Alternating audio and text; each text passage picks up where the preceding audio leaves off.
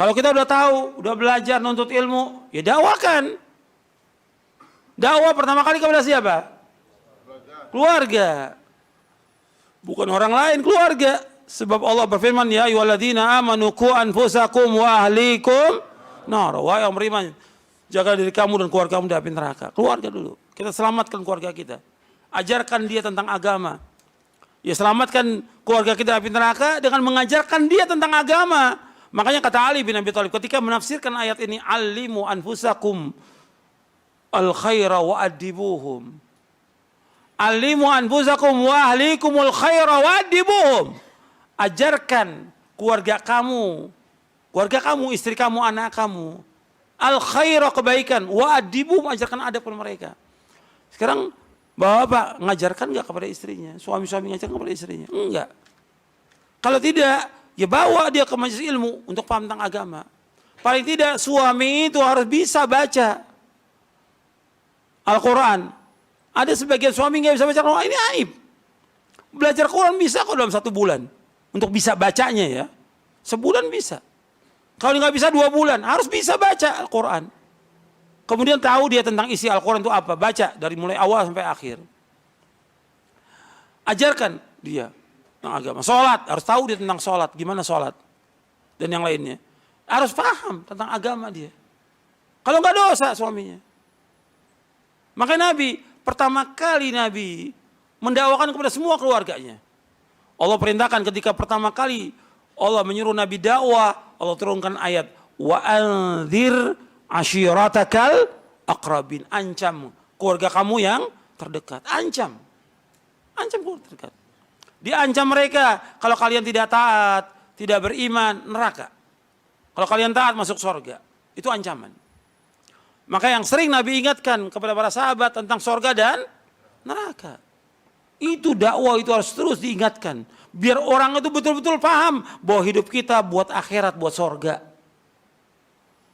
Maka kata Aisyah radhiyallahu anha, sebagaimana diriwayatkan oleh Imam Bukhari dalam Sahih Bukhari, sesungguhnya yang pertama kali turun dari ayat-ayat Al-Quran, Allah mengingatkan kepada kita tentang yudzakiruna bil jannati wan nar. Allah mengingatkan kepada kita tentang sorga dan neraka. Sorga, neraka. Belum ada ayat hukum, belum ada. Belum ada larangan minum khamar, belum ada. Sorga, neraka. Bagaimana orang mentauhidkan Allah. Itu diingatkan. Kata Aisyah, kalau pertama kali dilarang jangan minum khamar, orang akan minum khamar. Kalau pertama kali dikatakan jangan zina, mereka akan berzina. Tapi dulu tentang tauhid, diingatkan tentang sorga mereka.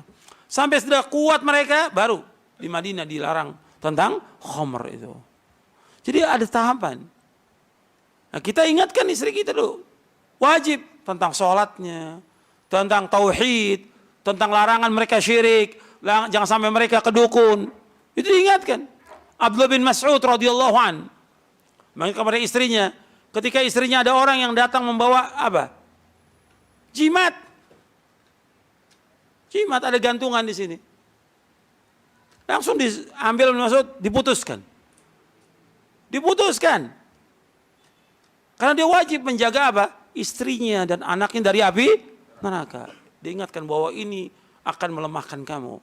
Dan dibawakan hadis inna ruqa wa tama'ima wa tiwal syurqan. Sungguh ruqyah, jimat-jimat dan tangkal-tangkal syirik. Jadi harus diingatkan. Nggak bisa dibiarkan keluarga. Tiap hari kita pantau keluarga kita ini gimana. Benar apa tidak ini. Ibadahnya kepada Allah. Sholatnya dan yang lainnya. Ini banyak orang tuanya ngaji ke masjid, anaknya nggak tahu kemana. Istrinya nggak tahu kemana. Ini gimana dakwah pada keluarga. Ini adab dalam thalabul ilmi kita. Sehingga apa? Manfaat ilmu itu. Kita ingin manfaat ilmu kita.